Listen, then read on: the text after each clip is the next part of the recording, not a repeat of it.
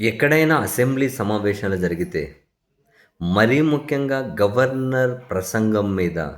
Governor ప్రసంగాన్ని ఆమోదించే తీర్మానం మీద చర్చ జరిగితే, ఏ శాసనసభ్యుడైనా ఏం మాట్లాడతారండి?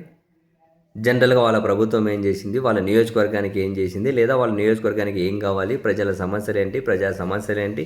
ఇప్పటివరకు అధికారంలోకి వచ్చిన తర్వాత ఏం చేశాం? ఇంకేం చేయబోతూ ఉన్నాం? అండ్ ఒక ఎమ్మెల్యే మాట్లాడితే ఆ నియోజకవర్గంలో ఏం చేశారు? వాళ్ళకి ఏం కావాలి? వాళ్ళు ఏం అడుగుతూ ఉన్నారు? ఇవన్నీ లేవనెత్తుతూ మాట్లాడతారు.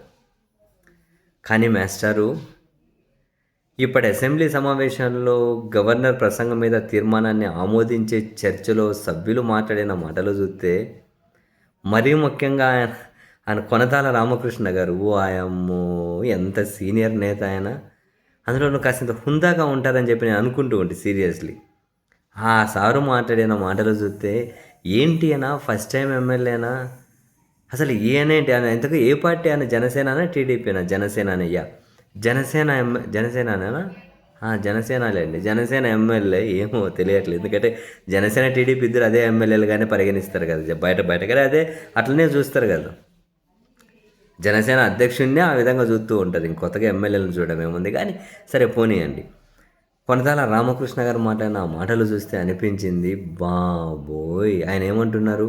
చంద్రబాబు నాయుడు గారికి ఒక అవార్డు వచ్చింది. చంద్రబాబు నాయుడు గారి భార్య గారికి ఇంకో అవార్డు వచ్చింది. చంద్రబాబు నాయుడు గారి కుమారుడికి అదిగో ఇంకో అవార్డు వచ్చింది. చంద్రబాబు నాయుడు గారి కోడలి గారికి అదిగో అవార్డు వచ్చింది. ఇంకా చంద్రబాబు నాయుడు గారి మనవడి గురించి అయితే చెప్పట్లే, చెస్లో అవార్డు వచ్చింది. చెస్లో అవార్డు అయితే అంటే గుర్తొచ్చింది. అప్పుడు అదే అదే ఆ చెస్ ఏంటో ఫాస్ట్‌గా పేర్చడంలో ఎంత ఏమంటారు ఇంత ఏదో ఒక అవార్డు వచ్చిందని అన్నప్పుడు మనం కూడా సరే అప్రిషియేట్ చేస్తూ చేసాం. ఒక రాష్ట్ర స్థాయి చెస్‌కి సంబంధించిన ప్లేయర్ ఫోన్ చేసి, "తెలుసా అమీర్ నీకు ఇంతకు ఏంటది" అని. బహుశా అవగాహన ఉంటుంది కదా! దాన్ని నువ్వు కూడా ఏంది అప్రిషియేట్ చేస్తూ వీడియో చేసావంటే, ఏదో పిల్లోడు చేశాడు మంచిదే కదా! ఒక ప్రోత్సాహం అనుకున్నా. అది కాదబ్బా అది వేరే అని చెప్పి ఏదో చెప్పిండు పోనీయండి.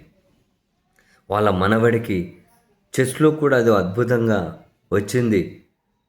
చంద్రబాబు గారు గొప్ప, వాళ్ళ భార్య గారు గొప్ప, వాళ్ళ కుమారుడు గొప్ప, వాళ్ళ కోడలు గారు గొప్ప, వాళ్ళ మనవడు గారు గొప్ప.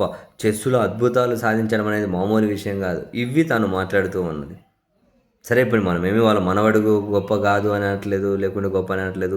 వాళ్ళ మనవడి గురించో, లేకుంటే వాళ్ళ కోడలు గారి గురించో, లేకుంటే వాళ్ళ భార్య గారి గురించో మాట్లాడుకోవచ్చు బయట.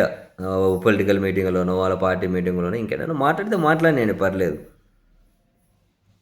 కానీ ఈ స్థాయిలో భజననా? ఈ స్థాయిలో పొగడ్తలా? అది అంత సీనియర్ నాయకుడు. అసలు ఏ ప్రసంగం మీద ఏం మాట్లాడుతూ ఉన్నారు? అవి రాష్ట్ర అసెంబ్లీకి ఏం అవసరం? వాళ్ళకొచ్చిన అవార్డులు, వాళ్ళకొచ్చి ఏవో వస్తే, ఏవో వాళ్ళు సాధిస్తే, ఏదో చెస్‌లో అది ఇది అనంటే ఏం అవసరం? అవి ప్రజలకు ఏం అవసరం? ఏం సంబంధం? అది అసలు అసెంబ్లీలో ఈ మాటలన్నీ ఏంటి? అది కూడా అంత సీనియర్ నాయకుడు. ఏంది సామి ఒకరి మించి ఒకరు భజన. బాబోయ్! భజన గూడా నేను మరీ ఇంత దారుణం అని చెప్పి భజనకు కూడా ఇబ్బంది పడిపోయి ఉంటది వీళ్ళ భజన చూసి. అసలు మనం ఇదేదో ప్రజాస్వామ్యంలో చట్టసభలో చూస్తున్నట్టు లేదు. ఏదో రాజదర్బార్‌లో రాజును పొగుడుతూ ఉంటే రాజు సమ్మగా సేద తీరుతూ ఉంటారు. సేమ్ అట్లనే ఉంది. ఏదో ప్రజా దర్బార్‌లో రాజును పొగిడినట్లే ఉంది. అప్పుడు రాజ్ దర్బార్ అనేదుండే. ఇప్పుడు ప్రజా దర్బార్ అనే పదం చిన్నపోతే రాజదర్బార్‌లు కదా! రాజదర్బార్‌లో రాజును పొగిడినట్లే ఉంది. ఏంటండి బాబు!